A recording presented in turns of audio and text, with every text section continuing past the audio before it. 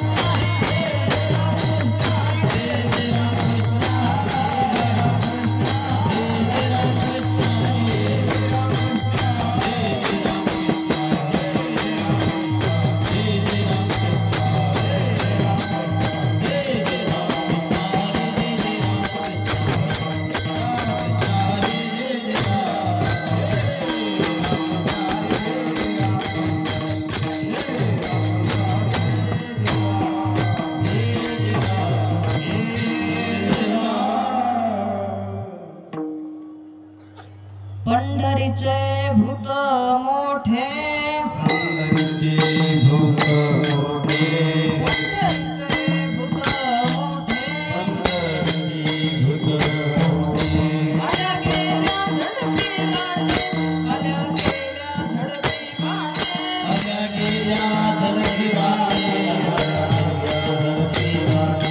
आल्या गेल्या झडपी मांडे आल्या गेल्या झडपी मांडे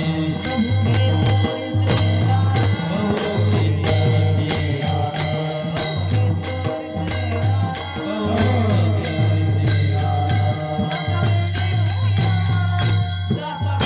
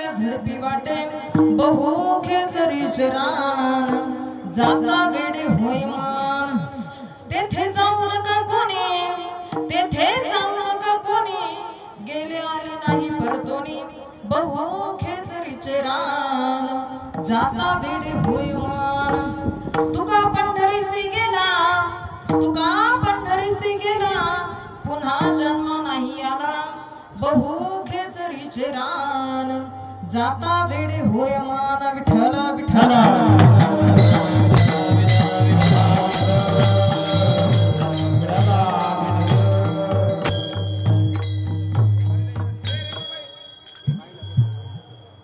भजे भजे कि मंडनम समस्त पाप खंडनम सुभक्त चित्तरंजनम सदैव नंदनम सुपुच्छ पुच्छ मस्तकम सुभाग वेणु हस्तकम अनंत सागरम नमामि कृष्णनागरम शुक्लम ब्रह्म विचार सार परमं मध्यम जगत व्यापिनी बिना पुस्तक धारिणी वैद्यम जद्दंतकारपहम हला हला हला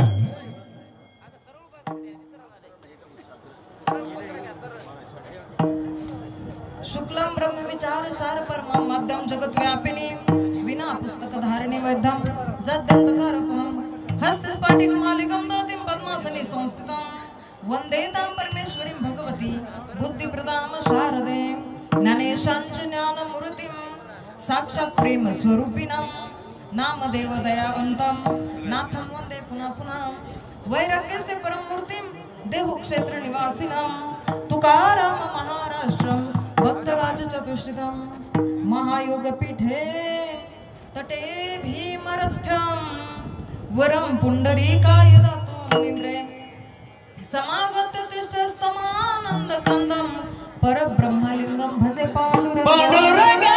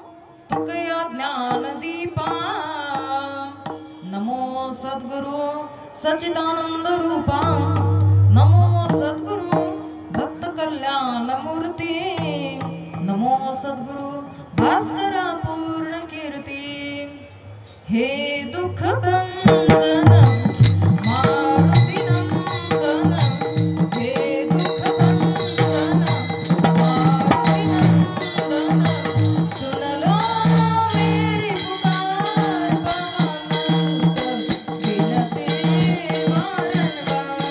पवन सुत बिनती हे दुख भंजन मारुति नंदन हे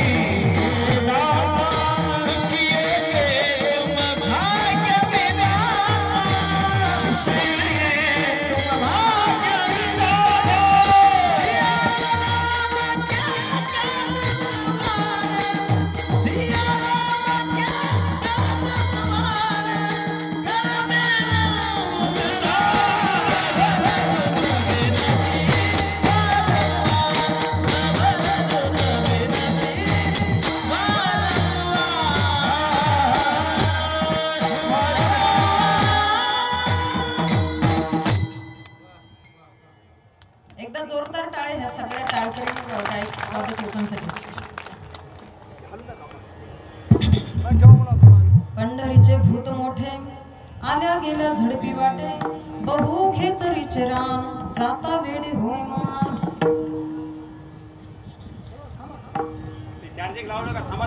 प्रस्तुत प्राप्त स्थळी कीर्तनारूपी सेवेकरता निवडलेले अभंग देहूचे सुप्रसिद्ध साधू वैराग्याचे मूर्तिमंत पुतळे वारकरी संप्रदायाच्या कलशस्थानी विराजमान असणारे पंचम पुरुषार्थ पंचम वेद निर्माते जगाचा संसार सुखाचा व्हावा याकरिता आपल्या संसाराची पूर्णाहुती देणारे हिंदवी स्वराज्याचे संस्थापक छत्रपती शिवराय यांचे सद्गुरू ज्ञानेशप्रिय तुकोबराय यांचा 4 चरणांचा सर्वांच्या परिचयातील आणि पाठातील अभंग विठ्ठल विठ्ठल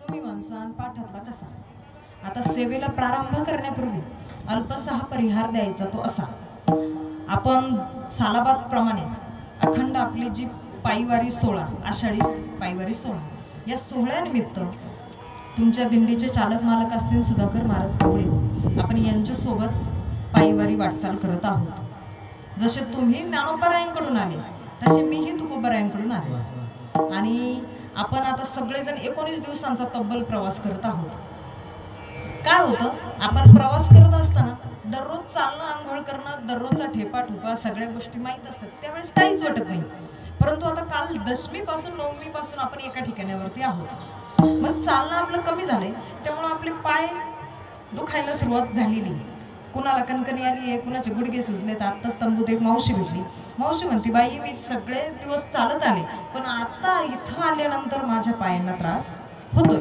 मग आपण सगळेजण वारीच्या वाटचालीमध्ये आहोत आणि इथं सेवा करण्याचं कारण एकमेव महाराजांचा आग्रह तुम्ही आल्या तर परिचय होईल आमच्या इकडे तुम्ही इनडायरेक्टली आल्या तर महिलांचा परिचय नसणार आहे 4 गावचे लोक नसणार आहे तुम्ही या त्यानिमित्ताने परिचय होईल म्हटलं चला बाबा आपल्याला महिन्यापूर्वी सांगितलंय आता आपण कणकण बिनकण म्हणून जमणार नाही चला आपण सेवा करून 1 तासाची का होईना सेवा करू आम्ही विचार केला का बाबा आपल्याला विसावा पादुका विसावा तिथपासून आम्ही विचार करत होतो का बाबा आपण ॲटोने तिथपर्यंत जाऊ पण ॲटोवाले काही घ्यायला तयार नाही गर्दी भरपूर मग आम्ही तिथपासून 1 तास लागला आम्हाला चालायला महाराज तिथपर्यंत घ्यायला आले आपण अशा निमित्ताने निमित्ताने आपण सेवेला आहोत बसलेलो आहोत जमलेलो आहोत हेच वक्त्याचं सांगणे थोडंसं फार कर्तव्य विठ्ठल विठ्ठल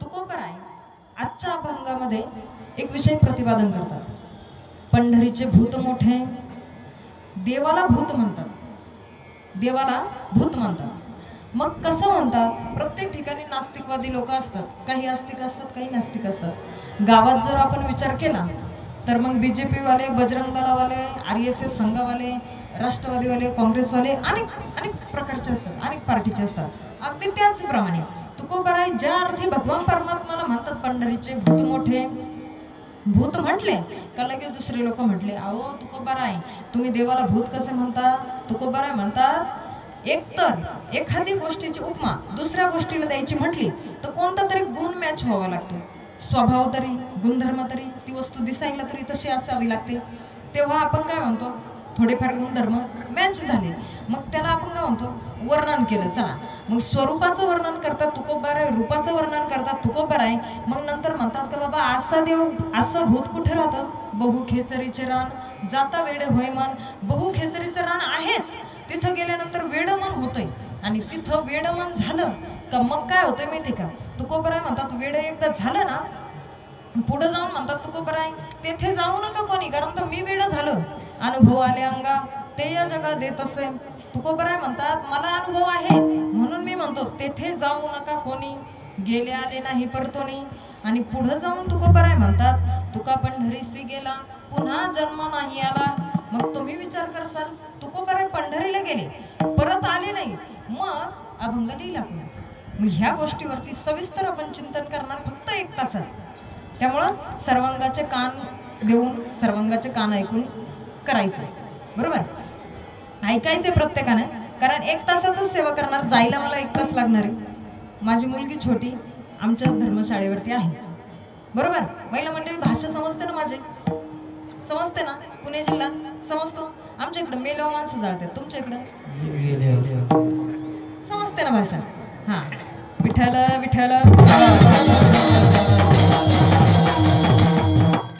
तुकोबराय म्हणतात एखाद्या गोष्टीचा गुण दुसऱ्या गोष्टीत असणं त्याला म्हणतात वस्तुनिष्ठ वर्णन, आणि एखाद्या गोष्टीच्या अभावामध्ये वर्णन केलं त्याला म्हणतात भावनानिष्ठ वर्णन.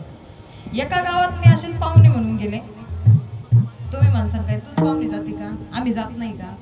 सगळे जातात, पण मी कार्यक्रमाच्या निमित्ताने त्या गावात गेले. गावात गेल्याच्या नंतर असंच आम्ही बसलो होतो, कार्यक्रम चालू व्हायच्या अगोदर. मग महाराज मला विचारायला लागले का बाबा ताई प्रवास कसा झाला, कशा आल्या, PMTने आल्या का, ॲटोने आल्या का, एरोप्लेनने आल्या, सगळ्या गोष्टींची सविस्तर चर्चा झाली. 2-3 मंडळी आमच्या शेजारी बसले होते, ते आमच्या परिचयाचे होते, आणि अपरिचित व्यक्ती मंदिरासमोरून चालला. तेव्हा महाराजांना म्हटलं महाराज हा व्यक्ती कोण? महाराज म्हणतात ताई हा देव माणूस आहे. कोण? भाषा कळते ना? काय सांगितलं महाराजांनी? देव माणूस. बरोबर. म्हटलं असतील ना काही माणसामध्ये देवासारखे गुण, म्हणूनच म्हटले देव माणूस. पुढे गेले आणि दुसरा माणूस आला. मी म्हटलं महाराज यांचा परिचय काय? तर महाराज म्हणतात ताई याचं तर काही नावच घेऊ नका हो, हा निवळ बैल आहे. बैल काय म्हणतात? बैल. काही माणसांमध्ये जनावरांचे गुण आढळतात ना. सकाळ सकाळ उठणार, नाईट पॅन्ट टी-शर्ट घालणार, पॅन्ट वरती दुमटणार, हरभऱ्यात जा, मकात जा, स्वीटकॉर्न मध्ये जा, फ्लावर मध्ये जा, कोबीत जा, शिमलात जा. तिकडनं येणार कांद्याला औषध फवारणार, तिकडनं येणार भेंडीच्या लागवडीचं नियोजन लावणार, सगळं बघणार. सगळं उरकून 10-11 वाजेपर्यंत घरी येणार आणि बायकोला म्हणणार जेवायला. बायको म्हणली का बाबा आंघोळ बिंघोळ करून घ्या, जेवण करा.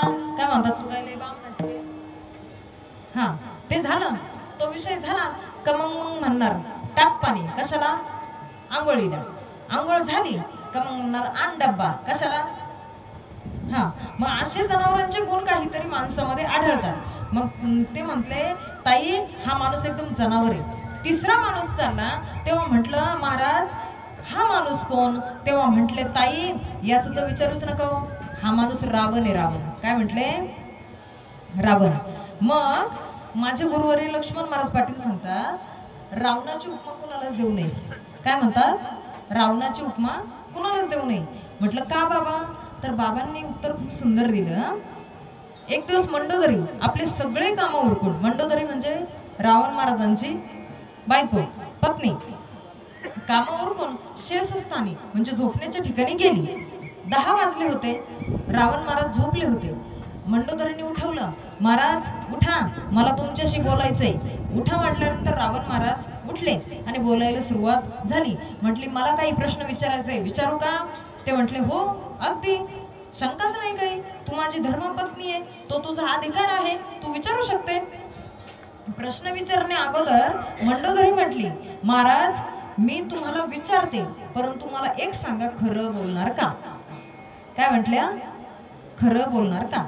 तर रावण महाराजांनी उत्तर दिलं बाई मी इथून पाठीमागं खरंही बोललो असेल खोटंही बोललो असेल पण आज खोटं बोलणार नाही. त्या दिवशी एकादशी होती बरं का.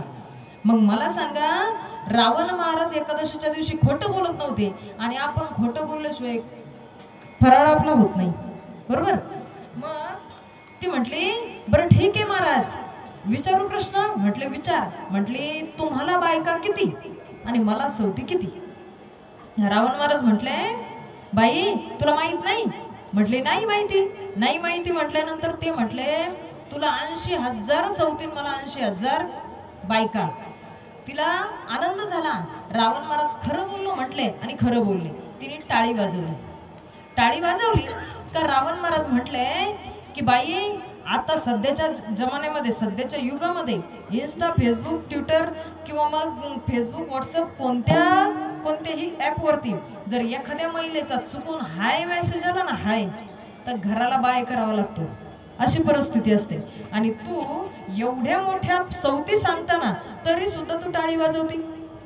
म्हटली मला एका गोष्टीचा आनंद आहे तुम्ही खरं बोललो म्हटले आणि खरं बोलले. म्हटली बरं ठीक आहे चला माझा प्रश्न असा मग 80,000 बायका त्याच्यापैकी आवडत्या किती ना आवडत्या किती? रावण महाराज म्हटले बाई मी बेवडा नाही ग, सगळेचे सगळे सुंदर आहेत आणि सगळेचे सगळे माझ्या आवडीचा विषय. म्हटली सगळे तुमच्या आवडीचे आहेत मग सीतामाईला उचलून का आणली? तेव्हा प्रभू रामचंद्रांचं उत्तर, रावण महाराजांचं उत्तर ऐका.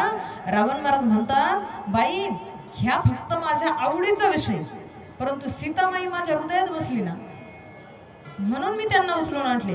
म्हणले बरं ठीक आहे, तुम्ही उचलून आणली, मग तिचा उपभोग का घेतला नाही? येताना तुम्ही दोघच होते आणि तुम्हाला मायावी आहेत, तुम्हाला साधू होता येतं, तुम्हाला हरिण होता येतं, सगळे रूप बदलता येतात. येताना तुम्ही हवाई मार्गाने आले, दोघच होतात, मग तिचा उपभोग का घेतला नाही? तर रावण महाराजांचं उत्तर ऐका. रावण महाराजांच्या डोळ्यामध्ये रक्त उतरलं आणि रावण महाराज म्हटले, बाई मी ज्या वेळेस तिला उचलायला गेलो, घ्यायला गेलो, त्यावेळेस मी काय बोललो? भिक्षा वाढ माय. आणि माई ह्या शब्दाला जागलो, म्हणून आजपर्यंत सीतामाईकडं चुकीच्या हिशोबाने पाहिलं नाही. आणि सीतामाईचा विषय जर घेशील तर प्रभू रामचंद्र व्यतिरिक्त ती प्रत्येक पुरुषामध्ये आपला भाऊ आणि बाप पाहते. जिथं राम आहे तिथं काम नाही, आणि जिथं काम आहे तिथं राम नाही. विठ्ठल विठ्ठल.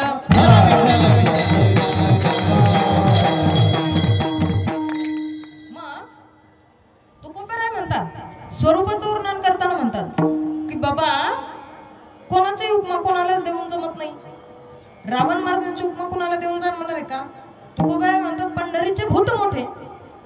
पंढरीचे भूत मोठे म्हणतात का?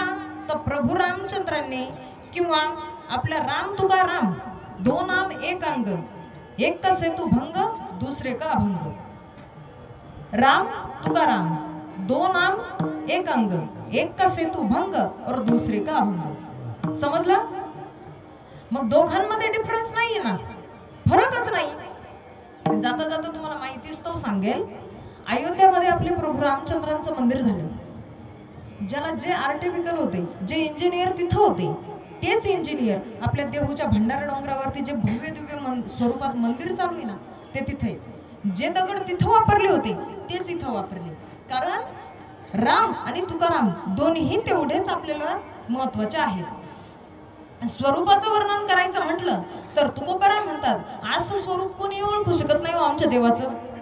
त्याच्यासाठी संतच लागतात, त्याच्यासाठी जातीवानच लागतात. त्याच्यासाठी मी तुम्हाला उदाहरण देईन. आपले शांतीब्रह्म एकनाथ महाराज. शांतीब्रह्म एकनाथ महाराजांनी एकदा कावड घेतली, काशी विश्वेश्वराला जलाभिषेक घालायला निघाले. आणि काशी विश्वेश्वराला जलाभिषेक घालायला जात असताना हरी आणि हर या दोन भगवंतांनी या नाथ महाराजांची परीक्षा घेण्याचं ठरवलं. हे दोघं जण म्हटले की बाबा आता बघू हा नक्की काय करतोय. काय करतोय म्हटले. एक जण झाला गाढव आणि एक झाला गाढवाचा मालक. दोघं जण म्हटले आपले आपले स्वरूप घ्या. आणि एक नाथराय आले का जो गाढव झाला तो लोळायला लागला, हातपाय पाकडून लोळायला लागला. आणि जो गाढवाचा मालक होता तो म्हटला, महाराज मी खूप जणांना पाणी मागितलं, पाणी नाही दिलं माझ्या गाढवाला, त्याला तहान लागली, महाराज पाणी देता का? त्यावेळेस नाथराय म्हटले, बाबा आम्ही ओळखणार नाही असं नाही रे. त्यांनी पाणी पाजलं. त्यावेळेस नाथराय म्हणतात, ओळखीला हरी धन्य ते संसारी, ओळखीला हरी धन्य ते संसारी,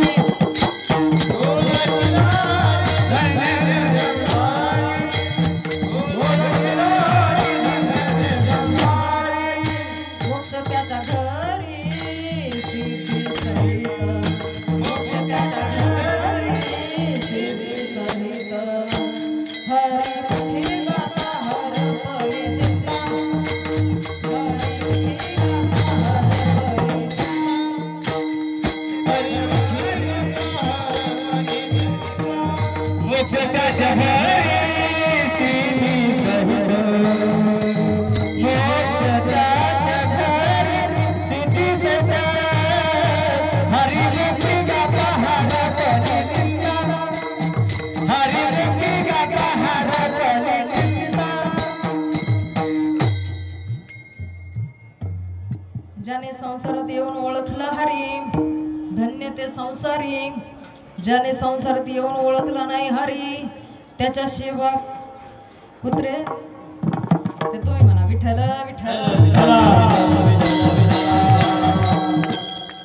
मग नाथराय म्हणतात काय म्हणले का, देवा तुझं जे स्वरूप आहे ना ते आम्ही ओळखू शकतो, बाकी कोणी ओळखू शकत नाही, कारण आम्ही वैष्णव आहेत, आम्ही संत आहेत, आम्ही ओळखणार. आणि तुकोबराई तेच सांगतात, आम्ही भगवान परमात्म्याचं स्वरूप ओळखलं म्हणून देवाला आम्ही भूत म्हटलो. मग त्याच्यासाठी मी तुम्हाला उदाहरण देईल. नामदेवरायांचं बारसं होतं. बारसं, आता बारसं कधी घालतात मावशी? बारसं कधी घालतात? बाळ छोटं असेल तेव्हा. किती वर्षांचं? किती? हा, एक तर 12 दिवसाचं घालावं बारसं, शास्त्र सांगतं. पण आता फॅट निघालं, बाळ वर्षाचं होऊन द्यायचं, त्याचं बेबी शोअर करायचं, त्याचे फोटो काढायचे. मग तुम्ही वर्षभर त्या बाळाला काही नावाने आवाजच देत नाही येत का? देताय ना. मग बारसं कधी पाहिजे? 12 दिवसात. नामदेवरायांचं बारसं होतं. नामदेवरायांचं बारसं भगवान परमात्मा म्हटले, आई साहेब उरका, आपल्याला जायचंय. कुठं? बारशाला.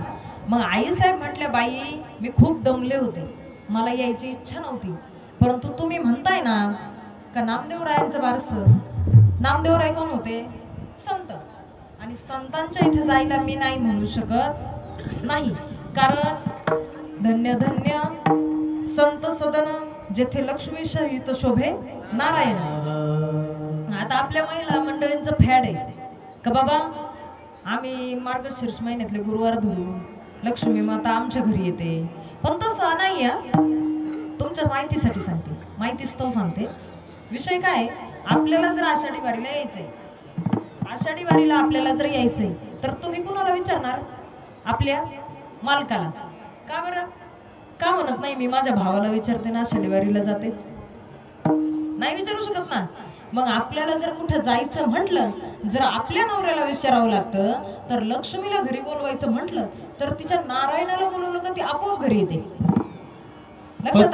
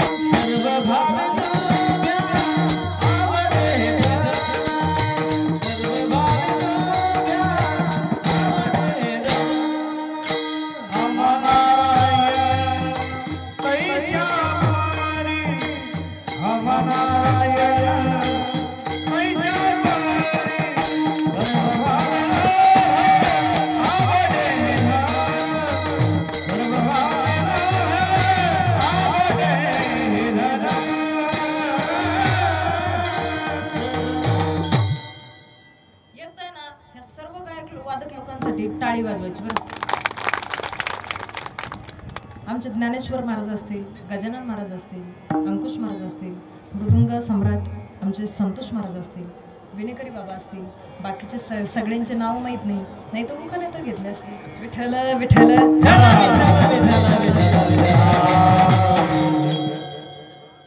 तुम्हाला सांगते, यांचं कौतुक करण्याचं कारण सांगते. आता आपण 15-20 दिवस झालं चालत आलो, बरोबर. काही काही ठिकाणी साथी तर अजिबात क्वालिटी भेटत नाही. आता ह्या वर्षीची दत्त जयंती 14 डिसेंबरला होती माझ्या अंदाजे, बरोबर. दत्त जयंतीचा विषय असा झाला, 7 दिवस सप्ताह आणि सकाळचं दत्त जन्माचं कीर्तन त्यांच्या इथं 12 वाजता आणि संध्याकाळचं सप्त्याचं 7 ते 9. बारामतीच्या शेजारी पोंदवडी म्हणून गाव आहे, त्या गावात मी सेवेला गेले. आता सेवेला गेले त्या दिवशी असा विषय झाला दत्त जयंती, आणि आपले आळंदीचे गुरुबंधू जे होते ते आता दत्त जयंतीच्या निमित्ताने जे ते ज्याच्या त्याच्या हिशोबाने पांगले. त्या दिवशी राहिले परिसरातले काय एक वादक नाही. आता मी अभंग घेतला, दत्त माझा दीनानाथ. किती साधा सरळ सोपा अभंग आहे की नाही, दत्त माझा दीनानाथ. हे लोक काय म्हटले माहिती का, ताई अभंग हा नका घेऊ. म्हटलं का हो? म्हटले तो अभंग आमचा पाठ नाहीये. काय म्हटले? पाठ नाहीये. मग मी चला म्हटलं लिहून द्यावं, मी अभंग लिहून दिला. आणि काय म्हटलं माहिती का, ताई आम्हाला वाचताच येत नाही, अभंग गवंत घ्या म्हटलं माहिती का. क्षणोक्षणा हाची करावा विचार. मी म्हटलं बाई कुठून आले. तो दिवस गेला आणि 15 तारखेला वर्ष श्राद्धाचं कीर्तन शेजारच्या गावात होतं, सावळमध्ये. सकाळी मी तिथं उभी राहिले का आवाज माझ्या लगेच कानावरती पडला, लक्षात आलं का हे रात्रीचेच नमुने. 2 दिवस इतके बेकारीचे गेले. सगळे मंडळी क्वालिटीचे भेटत, एकदम गुणीजन मंडळी तुम्हाला लाभलीत बरं का. महिला मंडळ यांना आहे ना, यांचं भरभरून कौतुक करत जा, यांची सेवा करत जा. नाही तर तुम्ही म्हणसा ना आमच्या दिंडीत आले आम्ही का त्यांचं ताट धुऊ. बरोबर ना. विठ्ठल विठ्ठल. आता आहे ना आमच्या दिंडीतला तुम्हाला अनुभव सांगते. आमच्या दिंडीत एक म्हातारे दिवसभर इकडे तिकडे फिरतं, पापाचे कळप पळते पुढे. जिथं खायला नसेल ना, जिथं खायला नसेल आपल्याला. आता काल चंद्रभागीला आम्ही गेलो आणि सगळ्यांना भूक लागली. पालख्या काल लवकरच पोहोचल्या. म्हटलं कुणाकडेच खायला नाही भेटलं. ह्या बोरदऱ्याच्या म्हाताऱ्याकडं आपल्याला खायला अख्खी पिशवी भरलेली बरं का. हे पापाचे कळप पळते पुढे. दिवसभर दिंडीचा ताळमेळ नाही. मंगलचरण पहिल्यापासून तर पार तुमच्या नाटाच्या अभंग घ्या, तुम्ही हरिपाठ घ्या, गवळणी घ्या, काहीच नाही. ते डायरेक्टली येणार हरिपाठाच्या वेळेस. आणि आमच्या दिंडीतले मंडळी इतके चतुर, एक से बडकर एक एकोनी बळी रे. परंतु इतके नमुने हरिपाठ म्हणाल त्या म्हाताऱ्याला देतात. काय करतात? म्हाताऱ्याला देतात. आणि ते म्हातारा इतकं तोता नाही, सुंदर होते. ध्यान थांबणार, ब्रेक घेणार, मग म्हणणार उभे विठेवरी, असं तोता ना म्हातारं. आणि त्याला हरिपाठ म्हणायला लावणार. मग प्रत्येक ठिकाणी अशी गुणीजन मंडळी भेटत नाही. त्यामुळे यांचं कौतुक करायचं आणि यांना जपायचंच बरं का. आता तुम्ही बघसाल आल्यापासून तुम्ही अनुभव घेताय. मी उभी राहिले रामकृष्ण हरिभजनापासून रूपाच्या अभंगापर्यंत सगळ्यांनी हँडल केलं. काल आपल्या बुक्का गुलाल त्यांनी सगळ्या गळ्याची वाट लावली. त्यामुळे मग सगळ्यांनी ऍडजस्ट केलं. याचं कारण काय? गुणीजन मंडळी. बरोबर ना. यांचं कौतुक करायचं, यांना जपायचंच. तेव्हा हे तुमच्या दिंडीत टिकतील. नाही तर म्हाताऱ्या माणसांनी जर कानकूच केली, हे म्हणते ना आमचा टाळ आणि आम्ही चाललो विठ्ठल विठ्ठल. मग भगवान परमात्मा म्हटला आई साहेब आपल्याला जायचंय. आणि वैष्णवांच्या घरी जायचं म्हटलं. आई साहेब म्हटले बाई आता जायचं म्हटलं मग जायचंच का. निघाले आई साहेब. मग आई साहेब म्हटल्या बाई मेकअप करावा लागतो का. भगवान परमात्मा म्हटले बाई कलियुगात जर जायचं म्हटलं ना, फिरून आली लावली, फिरून आली लावली, फिरण लावली लावावी लागते, मेकअप करावा लागतो, एब्रो करावा लागतो, सगळ्या गोष्टी कराव्या लागतात. कारण ह्या कलियुगात ना, मृत्यू लोकात ना, जर ट्रॅक्टरच्या तोंडाबरोबर जर ट्रॉली असेल ना तरच ते मुंडकं भारण सुद्धा दिसतं, नाही तर दिसत. हा मग ते म्हटले बाई मेकअप शेकअप कर. तर आता आई साहेबांना मेकअप करण्याची गरज आहे का हो. आई साहेब तर अशा आहेत का त्यांच्या तेज अप्रतिम का भगवान परमात्म्याला राजदूत गाडीची गरज आहे. ते त्यांनी विचार केला का लगेचच आले. आणि एवढं स्वरूप सुंदर. 12-16 जणी हरिसी नेनती हो म्हणून फिरती रात्रंदिवस. ह्या 12 आणि 16 तुम्ही म्हणसान ह्या सुधाकर महाराजांच्या गावातल्या 12, गजानन महाराजांच्या गावातल्या 16 असं नाही. राजसुकुमार मदनाचा पुतळा रवी शशिकांत.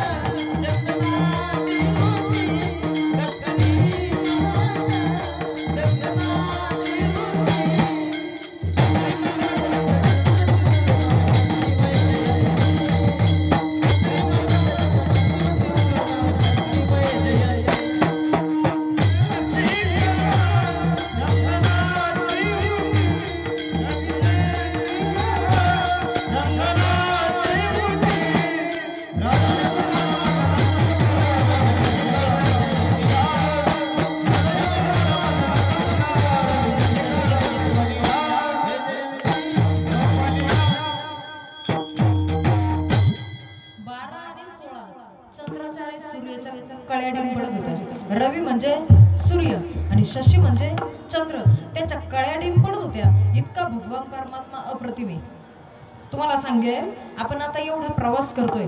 कुणाचे पाय दुखतात, कुणाचे हात दुखतात, दिवसभर आपण चालून दमतो. आता ह्या वर्षीचं तुम्हाला उदाहरण सांगेल. आपण संसरवरून निघालो का आपला मुक्काम राहतो अंथुर्णे गावात तुकोबरायांचा. पण ह्या वर्षी किस्सा असा झाला, एक तिथी लय पावली, त्याच्यामुळं आपला मुक्काम संसरवरून डायरेक्टली निमगाव केतकी, म्हणजे डबल मुक्काम आपल्याला चालावं लागलं. त्या दिवशी कोणाचे पाय दुखले, माझ्याबरोबर माझी छोटी मुलगी.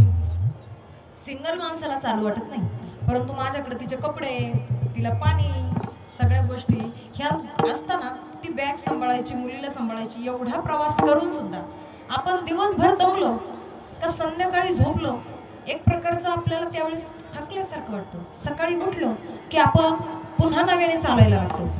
भगवान परमात्म्याचं ते तेजाचं प्रतीक आहे.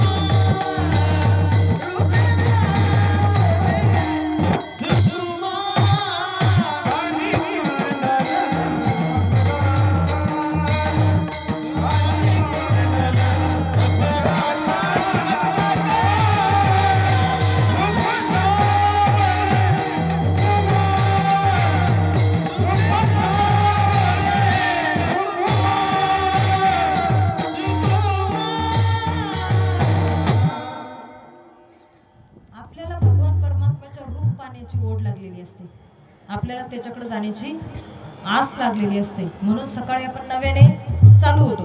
मग भगवान परमात्मा आले, 5000 महिला वर्ग, 5000 पुरुष वर्ग सगळे बसलेले, आणि हे दोघे आले. महिला वर्गामध्ये आईसाहेब जाऊन उभे राहिले, पुरुष वर्गामध्ये भगवान परमात्मा जाऊन उभे राहिले. आणि उभं राहण्याचं कारण सांगते, कधीतरी मोठे माणसं आल्यानंतर त्यांच्याकडे पाहण्याचं अट्रॅक्शन, त्यांच्याकडे पाहण्याचा दृष्टिकोन प्रत्येकाचा वेगळा. आणि गरीब माणूस बघा बरं का, त्याचं घर छोटं पण त्याच्या घरात लिहिलेलं असतं या बसा राम राम. आणि मोठ्या माणसाचा विषय असा होतो, त्याचं घरही मोठं आणि अक्षरही मोठं, तिथं लिहिलेलं असतं कुत्र्यापासून सावध. असं असतं. गरीब माणसाकडे एकच बिडी राहते, पण सकाळ सकाळ पारावर जर बसला ना, पाटील घ्या, एवढं अंतकरण मोठं असतं. मग आले नामदेवरायांचं वारसं, आईसाहेब उभ्या, इकडं भगवान परमात्मा उभे.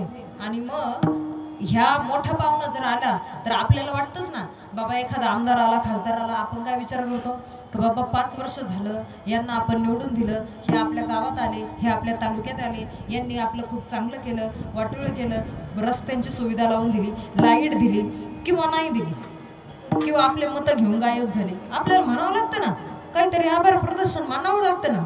म्हणून मग आईसाहेब म्हटल्या की बाबा आता आपण काहीतरी आभार प्रदर्शन केलं पाहिजे. आता देवाचं आभार प्रदर्शन कसं मानायचं? म्हणल्या आता काय करावं बाई, देवच एवढा मोठा, आपण त्याला देणार तरी काय, देणार तरी काय. म्हटले आता एक काम करते, औक्षणच करून टाकते, चला देवाला. मग औक्षण करायचं म्हटलं, औक्षण करणार कोण?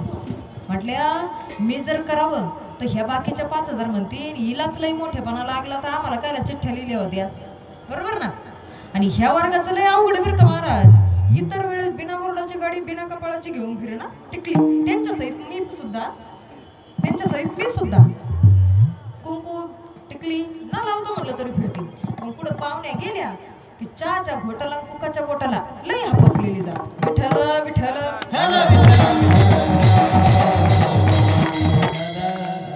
त्या म्हटल्या आता बाई औक्षण करायला कुणाला लावू, आणि एखाद्या दुसरीला लावावं तर तिला औक्षण करता येतंय का नाही.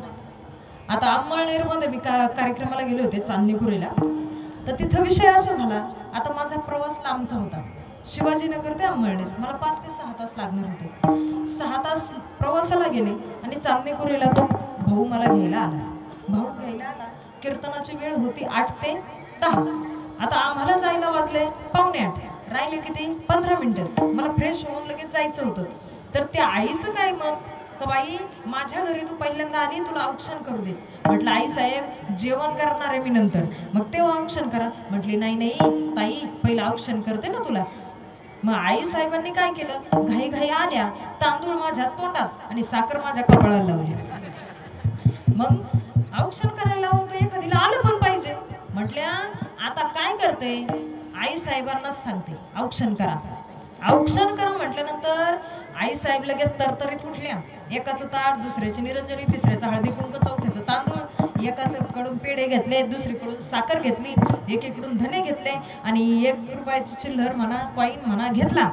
भगवान परमात्म्याने बघितलं, हिला लई दुसऱ्याच्या झेंड्यावर पंढरपूर करावं वाटतंय का. प्रत्येकाने काय केलं, प्रत्येका पुरुषाने आपल्या गृहमंत्र्यांची, आपल्या बायकोची कधीतरी टिंगल मस्करी करत जावं बरं का. पण मार खायची वेळ आली नाही पाहिजे, एवढंही डोक्यात ठेवायचं. मग भगवान परमात्मा म्हणला हिला लई दुसऱ्याच्या झेंड्यावर पंढरपूर करावं वाटतंय का. भगवान परमात्म्याने काय केलं माहिती का, सगळे रूप आपले करून घेतले. आपले करून घेतले. मग आता म्हटले ह्या आई साहेब निघाल्या, सन सन सन सन निघाल्या आणि आता भगवान परमात्म्याला ओळायला निघाल्या. निघाल्यानंतर म्हणल्या बाई यातला मग पप्प्याचा बाप कोणता ओळखायचा. आता पप्प्याचा बाप ओळखताय ना, ओळखताय ना म्हटलं. म्हणले आता करायचं काय. आता नामदेवराय होते 12 दिवसांचे, नामदेवराय 12 दिवसांचे होते. ते 12 दिवसांचं त्यांचं बारसं. आता तुम्ही बघा, ऑब्झर्व करा, बैल गाव जवळ आलं की जनावर येडवल्यासारखे करतो, माहेरचं कुणी आलं का हा वर्ग येडवल्यासारखं करतो, आणि पाहुणे कुणी आले का छोटे पोरं येडवल्यासारखे करतात.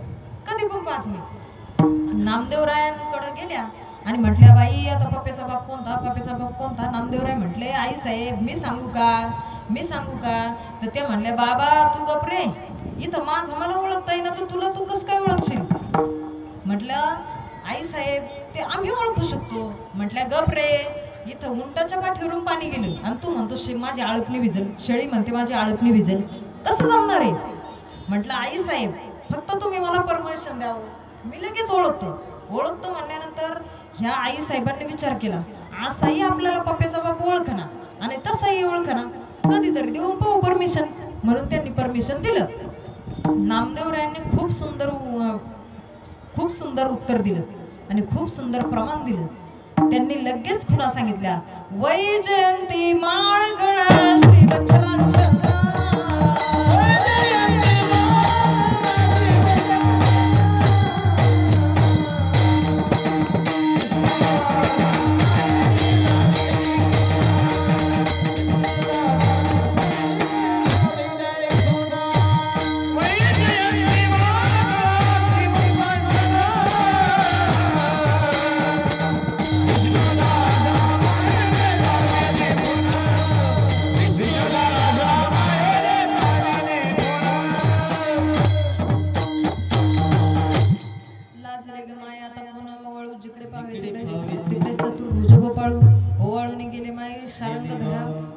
तिकडे चतुर्भुज परिवार असा प्रसंग घडला. मग नाथराय म्हणतात ह्या खुणा हे भगवान परमात्म्याचं स्वरूप फक्त आम्ही संत ओळखू शकतो. तुकोबराय म्हणतात हे स्वरूप आम्हाला ओळखता येतं, म्हणून आम्ही म्हणतो पंढरीचे भूत मोठे, पंढरीचे भूत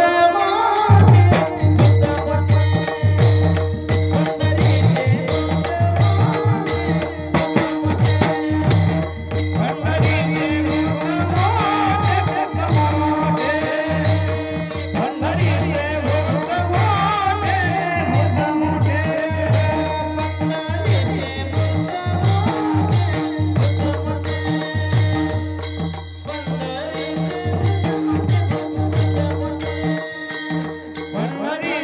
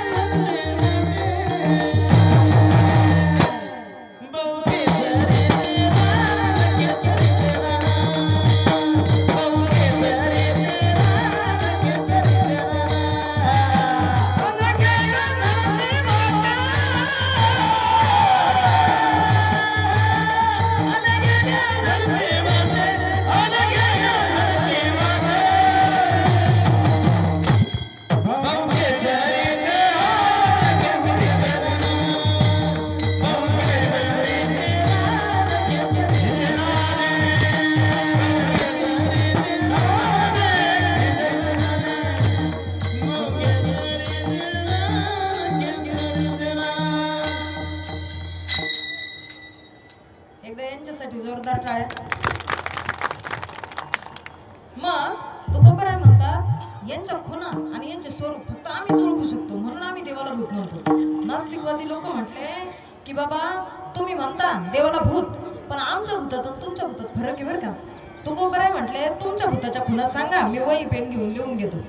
मग त्या नास्तिकवादी लोकांनी खुणा सांगितल्या. पहिली खून, आमचं भूत रंगाने काळं, आमचं भूत त्याच्या राशीत बसतं त्यांना झडपतं, आमचं भूत त्याचे कामं करतं, आणि आमचं भूत एकदा लागलं की अस्तित्व विसरतं. तुकोबराय म्हटले हे चारीच्या चारही खुणा आमच्या भूतात अगदी परफेक्ट बसतात. मग ते म्हटले तुमचं भूत रंगाने काळं कधी झालं. तुकोबराय म्हणतात काही प्रश्न असे असतात का त्याला अनुमान प्रमाण नाही. ते म्हटले तुमचं कधी झालं. ते म्हटले आमचं भूत काळं कधी झालं माहित नाही. बघा ना, काही काही लोकांना प्रश्न विचारण्याचा आस्पेस नसतो. सकाळीच मी केस विचारत होते आणि आमच्या एका दिंडीतली आजी काय म्हणते, बाई तुझे केस का घेऊन लांब ग. म्हटलं आता मला काय माहिती. तो प्रश्न झाला. म्हणते ताई आपल्या गावात 13 मे पासून पाऊस चालू आहे, आपल्याकडे इथं का पाऊस नाही बरं. म्हटलं मला नाही माहिती. म्हणते तुम्ही महाराज लोक सांगत जा ना. आता महाराज लोकांचा पावसाचा काही संबंध आहे का. हा म्हणजे काही प्रश्न विचारायचे आसपेच नसतात आणि काही प्रश्नांना उत्तरच नसतात. मग हे नास्तिकवादी लोक म्हणले आमचं भूत रंगाने काळं कधी झालं आम्हाला माहीत. तुकोबराय म्हणतात तुमचं भूत रंगाने काळं कधी झालं हे माहीत नाही, परंतु आमच्या भूत रंगाने काळं अनादी काळापासून आहे हे आम्हाला माहित आहे. ठाईचा काळा अनादी बहु काळा अनादी बहु काळा.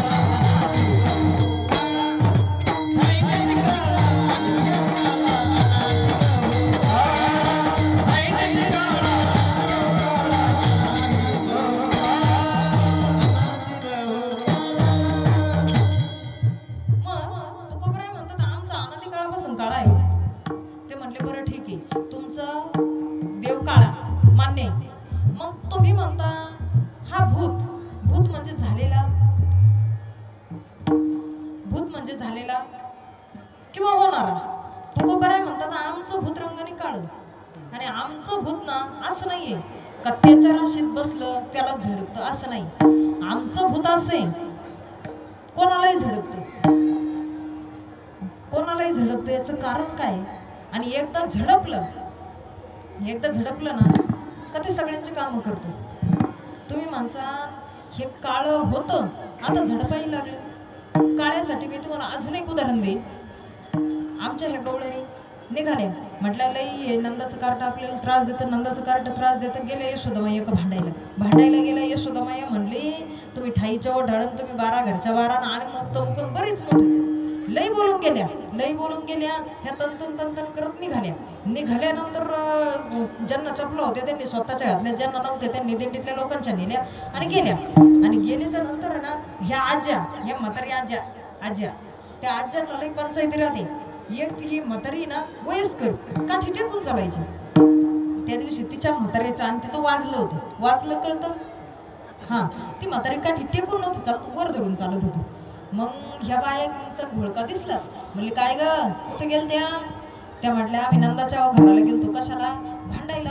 म्हटले का बरं. म्हणले त्या कार्ट्याने लईच त्रास दिला, आम्ही राहू का जाऊ, आम्हाला असं केलंय. म्हटल्या ते पोरग लई त्रास देतं, पण तुम्ही गेल्या. तुम्ही कोणाच्या.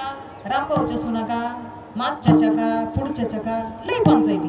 ते म्हणले आम्ही कोणाच्या असू दे, तू फक्त सांग आम्ही आता काय करू. ती म्हटली बाई आता काय करायचं माहितीये का, कोणतीही गोष्ट करताना म्हाताऱ्या माणसांचं मार्गदर्शन घेत चला. या म्हाताऱ्या बाया आहेत ना, सुनांना वाटण्यातून फक्त एक मिरची बाजूला घेतात. किती पण त्यांच्या जीवाला समाधान होतं. सुनांनी मला वाटत दाखवलं. मग अगदी त्याचप्रमाणे म्हातारी म्हणली भांडण करायला पण फॉर्म्युला लागतो, फॉर्म्युला सूत्र. मग ती म्हणली सूत्र लिहून घ्या. मग सूत्र लिहून घेतलं, जे ज्याचं ऐकत नाही, काय म्हणल्या, जे ज्याचं ऐकत नाही ते त्याचं नाही. अनेक पुरुष लोक, अनेक महिला, बाकी कुठे नाही बोलल्या, तर महाराज लोकांसमोर मोकळं बोलते बरं का. ते काय म्हणतात माहिती का, ताई आमचं पोरगं आमचं ऐकत नाही. काय म्हणतात, आमचं पोरगं आमचं ऐकत नाही. आता ते ज्याचं त्याने ठरवायचं. विठ्ठल विठ्ठल. मग ह्या गेल्या आणि म्हटल्या, बाई तुला सांगू, तुझा नंद बाबा रंगाने गोरा, तू रंगाने गोरी, हे तुझं पोरग रंगाने काळ. मग हे काळ आहे त्या अर्थी तुझं नाही.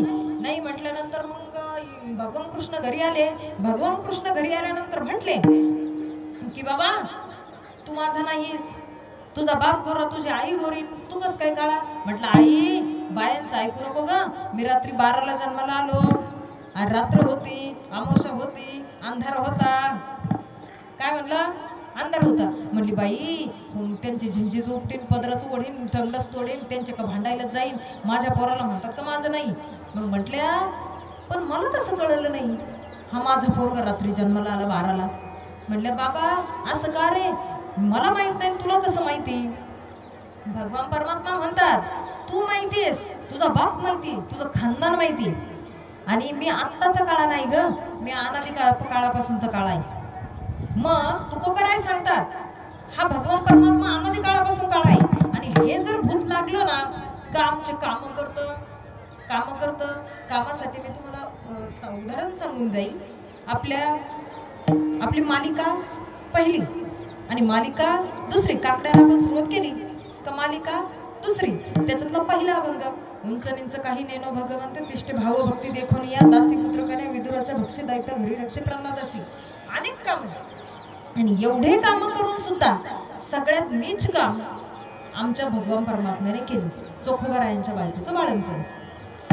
मग चोखोबारायांच्या बायकोचं बाळंतपण करण्याचं कारण, आषाढीची वारी निघाली होती. आषाढीची वारी निघाली असताना पहिल्यांदा प्रथा होती का बायकोचं बाळंतपण बहिणीने करायचं. चोखोबारायांना बहीण नव्हती म्हटल्यानंतर ते म्हटले सुईनीला आणायला जातो. सुईनीला आणायला गेले, दिंडी निघाली, अस्तित्व विसरले आणि ते वारीला निघाले.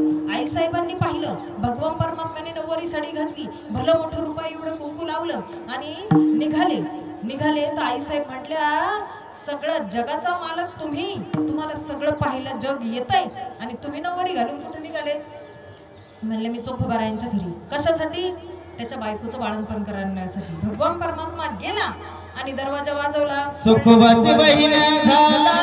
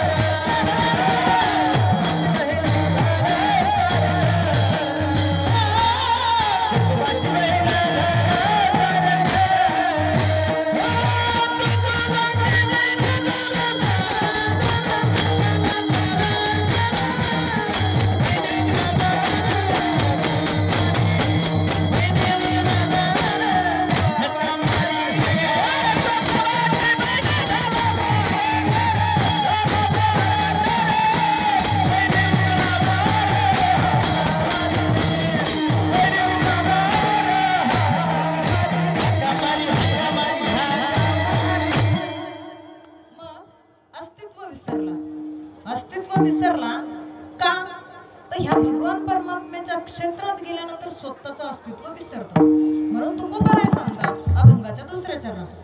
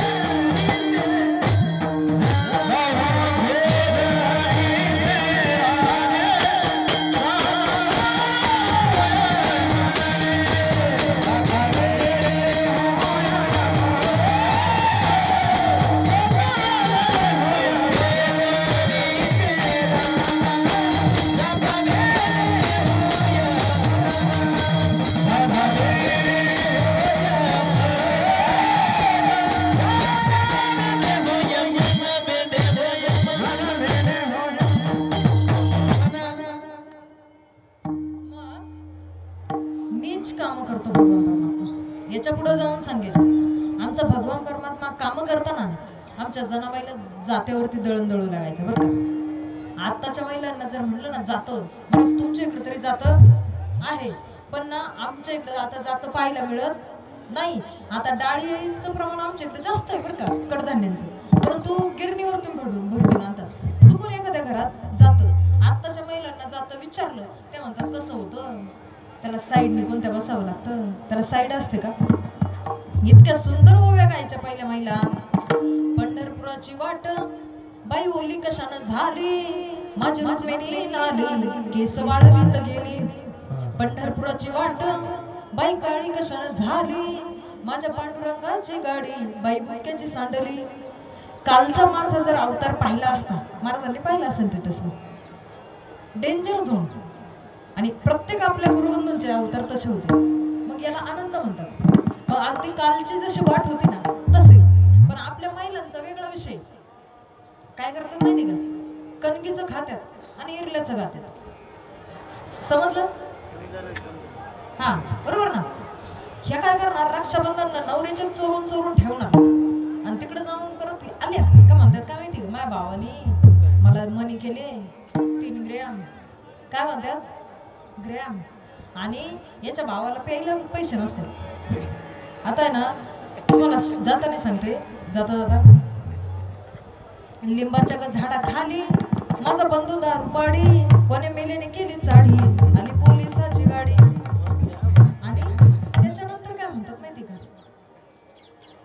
चांदीची चुलई त्याच्या सोन्याची कढई, माझ्या बंधूच्या माडीवर चंद्र सूर्याची लढाई, आणि हिच्या बंधूच्या माडीवरती उंदरांची लढाई.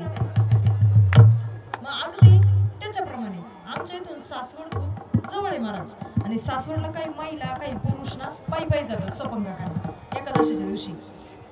त्या काय म्हणतात माहिती का, धुन धुई ती धुबीने साबण लावून शेलेला, माझा बंधू चालला बाई सासवडच्या काल्याला. आणि ह्या काय बंधू कुठे असतो माहिती का, पिऊन कुठं तरी पडलेला. मग यांना ना कणगीचं खात्यात आणि इरल्याचं खात्यात. मग आमचा भगवान परमात्मा जनाबाईला जातेवरती दळू लागायचा.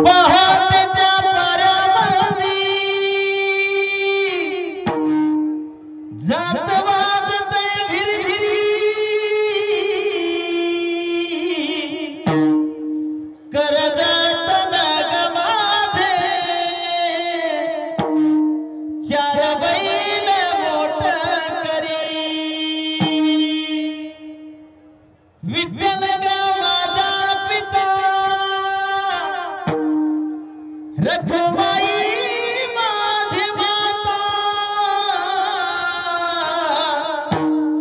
हरला गजीन भाग दोघांना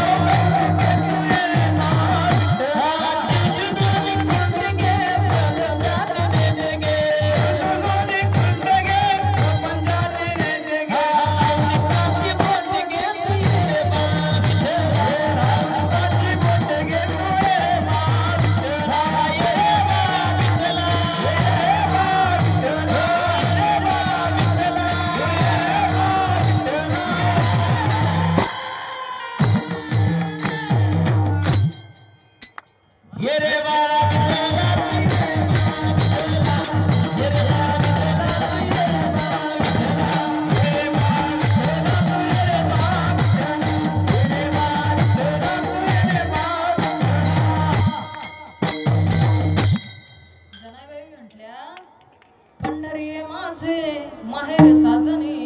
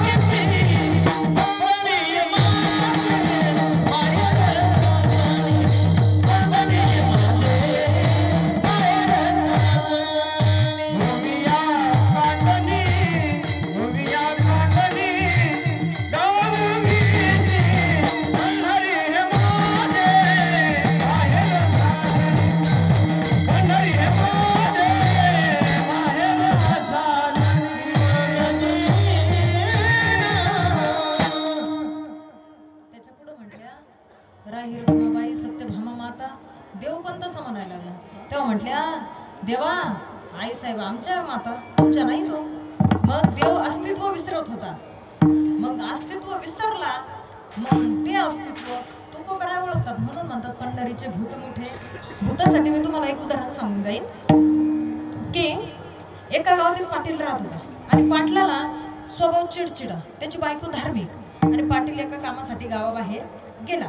गावात दिंडी आली आणि आता वारकरी लोकांचं आपलं कामच राहतं. कुठे जाईल तिथं प्रेमाने बोलणे आपल्याला थांबण्यासाठी जागा पाहणे विसाव्यासाठी. ते म्हटले आम्ही राहू का. गावातले लोक म्हणले आमचं काहीच आम्हाला शंका कुशंका नाही किंवा आम्हाला त्रास नाही. आमच्या पाटलाला विचारा. पाटलाच्या घरी गेल्यानंतर पाटील नव्हता. पाटलाची बायको म्हणली असंही पाटील नाहीये. मग काय हरकत आहे राम म्हणायला. ती म्हणली राम. पाटलाचं 2 दिवसांचं काम उरकलं आणि पाटील रातच गावाकडे निघाला. आता निघाल्यानंतर 2 भूत भेटले स्मशानभूमीत. आता स्मशानभूमीत भूत भेटले तर ते म्हणले भाऊ आता आपण याला खाऊ म्हटल्यानंतर म्हटले आता याला भाजून खायचा का कच्चा खायचा. ते म्हणले आता आपण काय करू. त्या स्मशानभूमीमध्ये प्रेत जळलेलं असतं तिथून विस्तव आणू. नाहीच तर पलीकडल्या गावातून म्हटलं स्मशानभूमीत प्रेत नाही विस्तव नाही. आता आपण पलीकडच्या गावातून विस्तव आणू. आता विस्तव आणायला 2 भूत निघाले. एकाने धरलेलं एक विस्तव आणायला गेलं आणि तिथं गेलं तर आपल्या वारकरी मंडळींचं काय चालू असतं. हरिपाठ प्रवचन जागर काकडा कंटिन्यू चालू. हे शांत बसत नाहीत आणि जेवायला बसले तरी तुकाराम माऊली माऊली भजनच म्हणत असतात. तो भाऊ गेला आणि काय म्हटलं माहितीये का भाऊ आपण याला कच्चाच खाऊ का. तिथं ते चालू आहे भूत. आता नीट आहे का भूत नाव पण भजनाचं घेत नाही. ते काय म्हणतात तिथं ते चालू आहे काय ते. म्हटले ओके. मग आता पाटील इतका चंचल होता. पाटलाच्या लक्षात आलं ते म्हणजे लय काहीतरी जाहील आहे त्याच्यात काहीतरी पावर आहे. मग पाटील काय म्हणायचं माहितीये का ऐ मला सोडा नाही तुम्ही ते म्हणेल. काय म्हणायचा ते म्हणेल. आणि त्यांच्या धरापडीत पकडझडमध्ये काय झालं पाटील स्मशानभूमीपर्यंत आला आणि वेशीच्या गावात पडला. पडल्यानंतर त्या भूतांनी त्याला सोडलं. कारण भूत भजनात भूत हा तुमच्या गावातले नाही बरं, आमच्या इकडचे बोर तालुक्यातले, समजलं. मग असे भूत असतात. तुकोबराय म्हणतात अशा भूतांचं आम्ही अस्तित्व जाणलं आणि अशा भूतांचं तुकोबराय म्हणले की बाबा अशा भूतांचं आम्ही अस्तित्व विचारलं आणि अस्तित्व आम्हाला ओळखता आलं. आम्ही म्हणून तुकोबराय म्हणले आम्ही देवाला भूत म्हटलो.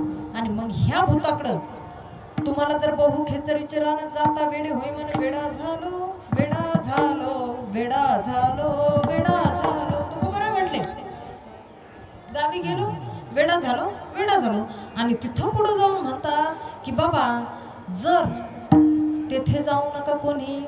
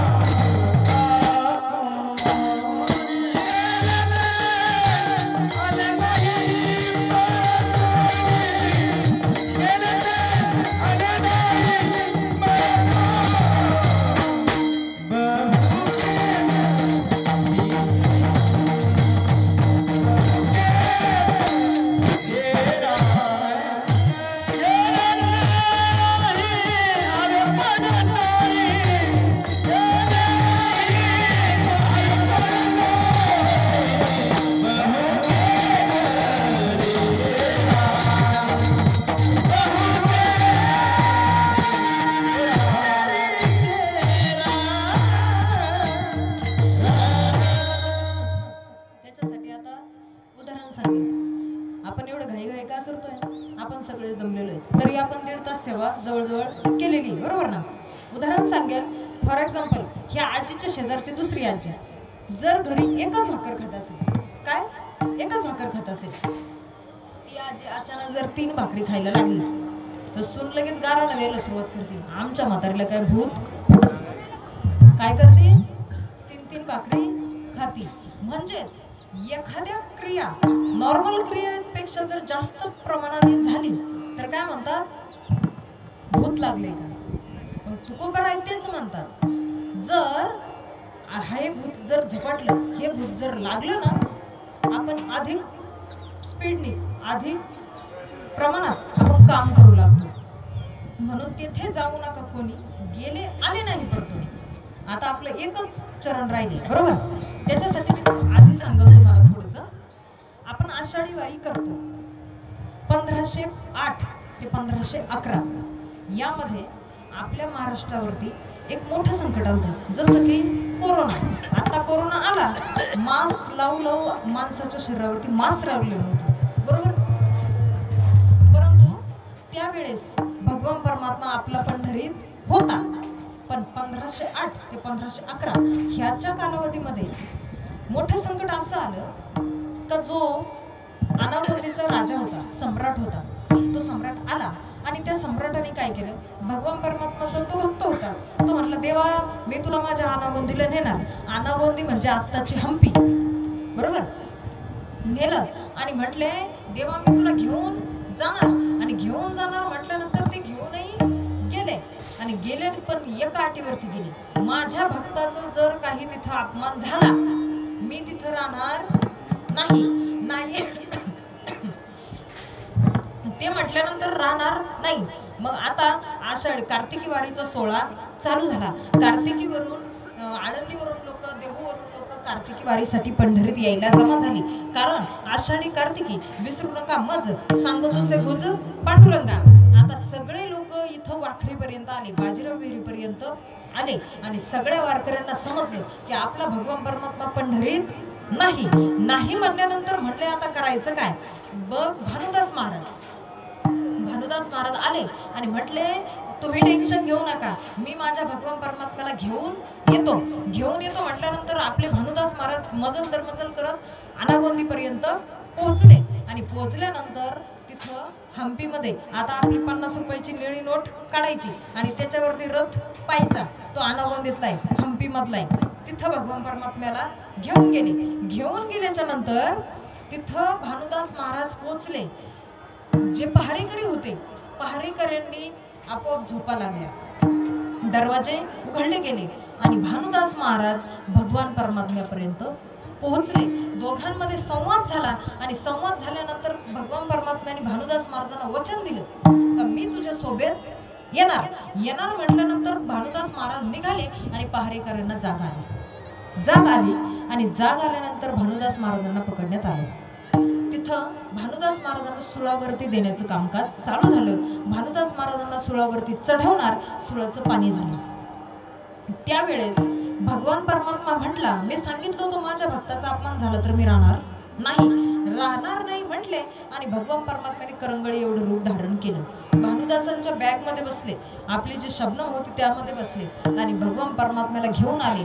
आजही तुम्ही जर हम्पी बदामीला जर गेले फिरायला म्हणून जा किंवा बघायला म्हणून जा, तिथं जर भगवान परमात्म्याचं मंदिर होतं ना, आजही भगवान परमात्मा जिथून उचलून आणला तिथं खड्डा आहे. 2014ला मला पाहण्याचा योग आला. तो खड्डा त्यावेळेस भगवान परमात्मा तिथं होता.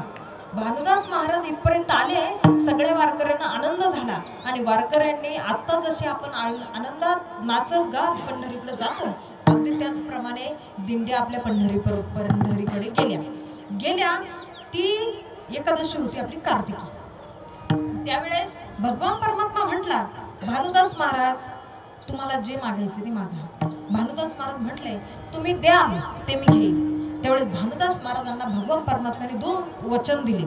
एक, मी तुमच्या कुळात जन्म घेईल आणि दुसरं तुम्ही माझ्या कायम जवळ राहाल. त्याच्यासाठी मी सांगेन भानुदासांच्या कुळी आपले नातराय जन्म, बरोबर.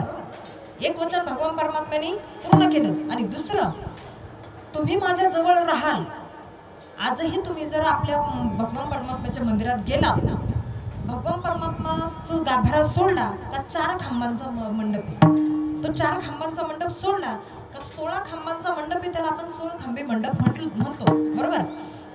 त्या 16 खांबी मंडपामध्ये आपल्या लेफ्ट हाताला, डाव्या हाताला भानुदासांची समाधी आहे आणि आजही समाधी सोहळ्याला भानुदासांच्या कुळातले लोक, भानुदासांचे वंशज येऊन त्याची पूजा अर्चा, कीर्तन, भजन, नामस्मरण तिथं करतात. म्हणजे भगवान परमात्म्याने 2ही आपले व्रत, 2ही वचन पूर्ण केली आणि भानुदासांची कृपा, भानुदासांसारखे भक्त भगवान परमात्म्याच्या तिथं जन्माला आले आणि त्यांची कृपा म्हणून आज आपण आषाढी वारी करतोय पंढरीची. नाही तर आपल्याला हम्पीची वारी करावी लागली असती. विठ्ठल विठ्ठल आपल्याला हम्पीची जर वारी करावी लागली असती तर आपण हम्पीचं वर्णन कसं केलं असतं? नसतंच ना. जसं पंढरी महात्म्य आपण काहीतरी करू शकतो, वाचू शकतो, गाऊ शकतो, अनेक सांगू शकतो, किंवा चला हो पंढरी जाऊ जीवाच्या जीवलगा पाहू म्हणू शकतो. हम्पीला म्हणू शकलो असतो का? किंवा अनागोंदीला म्हणू शकलो असतो का? नाहीच. मग हे सांगण्याचा उद्देश माझा असा, आपल्याला माहिती असावी ह्या उद्देशाने मी तुम्हाला हे सांगितलं. आता आपले 3 चरण सोडवून झाले. 4थ्या चरणाबद्दल मी असं बोलेन. तुकोबराय म्हणतात तुका पंढरीसी गेला आणि पुन्हा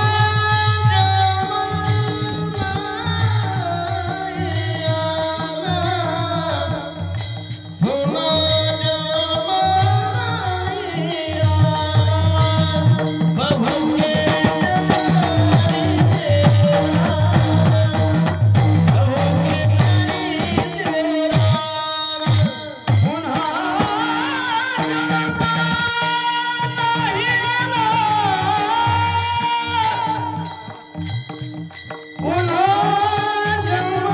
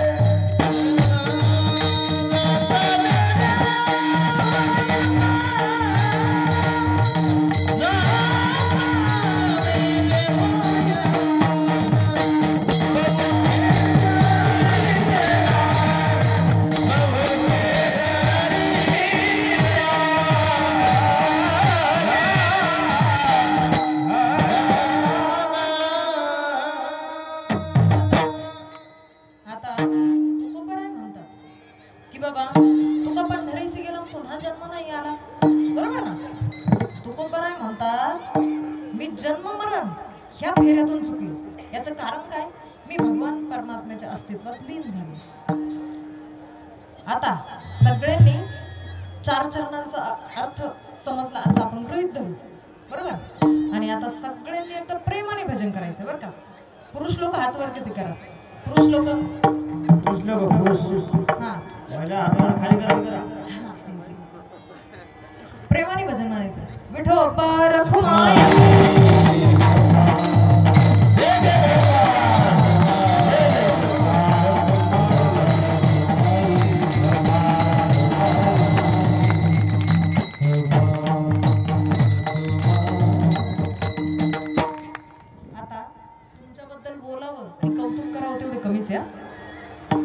ज्यांनी आपली सगळे कीर्तनाची शूटिंग केली असे ओंकार दादा असतील, एकदा त्यांच्यासाठी टाळी वाजवा. ज्यांना काही बोलायचीच गरज पडली नाही, बेबी को बेस पसंद आहे किंवा गेंद पाहिजे, काहीच म्हणायची गरज नाही. एका ठिकाणी कार्यक्रमाला गेले आणि म्हणलं भाऊ थोडासा बेस दे, थोडा इको दे, थोडासा गेंद दे. ते म्हणला गेंद घ्यायची आणि तिकडे क्रिकेटच्या मैदानात व्हायचं. ज्यांना काहीच बोलायची गरज लागली नाही ते सार्थक साऊंड सिस्टीम वाले, त्या दादांसाठी एकदा टाळी वाजवा. तुम्ही माणसां सगळे तू आपापले ओळखले, आमचं काय, आम्ही नसतो तू कोणासमोर, बरोबर ना? तुमच्यासाठी मस्तक हे पायावरी या वारकरी संतांच्या. आणि जे माझ्या बरोबर अगदी जय गणेश मंगल कार्यालय लॉन्स म्हणजे HP च्या CNG पंपापासून जिथपासून माझ्यापर्यंत चालत आले असे आमचे आप्पा, आदरणीय आप्पा गाडे हे असतील, यांच्या सगळ्यासाठी एकदा जोरदार करायला. तिथपासून चालत आलो, रिक्षाला हात करून करू वैतागलो, नाही भेटली. आणि महाराजांसाठी डब्बल टाळ्या. महाराज इथून आले मला. कोळी कन्या पुत्र होती जे सात्विक तयाचं हरिक वाटे देवा. माझी मुलगी 3.5 वर्षांची आहे आणि तिची वारी आता 3री चालू आहे. ज्यावेळेस मुलगी 1.5 वर्षाची होती तेव्हापासून वारीला येते. अगदी त्याचप्रमाणे महाराजांची मुलगी अंदाजे 9 ते 10 वर्षांची किंवा थोडीशी मोठी असेल. ही मुलगी कीर्तन करते, कथा करते. विशेष म्हणजे आळंदी सारख्या ठिकाणी राहून शिक्षण घेते. आई वडिलांना राहून शिक्षण घेणं खूप मोठी गोष्ट आहे. आम्ही तरी 10वी 12वी झाल्याच्या नंतर घरातून बाहेर पडलो. वडील आमच्या संस्थांचे चौकदार. घरात वातावरण पोषक होतं, सगळ्या गोष्टी घरातून भेटल्या. घरातून आम्हाला बाहेर पडायला 18 वर्ष लागली. पण ह्या मुलीचं कौतुक करावं तेवढं कमी आहे. आता तुम्ही बघसा, भक्त प्रल्हाद जन्माला येण्यासाठी कयदूसारखी आई लागते. एकदा ह्या मुलीच्या आईसाठी एकदा टाळ्या. पुरुष एक वेळेस कठोर होऊ शकतो, थोडासा कठोर, नारळासारखा, बाहेरून कठोर, आतून खोबऱ्यासारखा, पाण्यासारखा. परंतु आईला कठोर होता येत नाही. ती आई कठोर झाली, त्यामुळे तिचे आभार. आणि झालेली सेवा, आपण ज्यांच्यामुळं आपण आज हा सोहळा चालतोय ते ज्ञानोबा तुकोबराय असतील. माझे वडील जगद्गुरु संत श्रेष्ठ तुकोबराय पालखी सोहळ्याचे संस्थांचे चौकदार, त्यांच्या चरणी समर्पित आमचे मित्र सुधाकर महाराज पवळे असतील, यांच्या चरणी समर्पित, गायक वादक सगळ्यांच्या चरणी समर्पित, तुम्ही श्रोतावर्ग तुमच्या चरणी समर्पित आणि अखिल कोट ब्रह्मांड नायक भगवान परमात्मा आपण त्याच्यासाठी घरदार सोडून बंगले गाड्या घोड्या सगळं सोडून आपण गावात दूध आणायला चाललं तरी चालत नाही, गाडी घेतल्याशिवाय आपण घरातून बाहेर पडत नाही. त्याच्या नामस्मरणात त्याच्यामध्ये त्याच्या भक्तीमध्ये एवढं तल्लीन होऊन आपण दररोजचे 30 किलोमीटर 35 किलोमीटर 40 किलोमीटर प्रवास करून आपण ज्याच्यासाठी चाललो त्या अखिल कोट ब्रह्मांड नायक भगवान परमात्म्याच्या चरणी सेवा समर्पित आणि सेवेला पूर्ण. ज्ञानेश्वर माऊली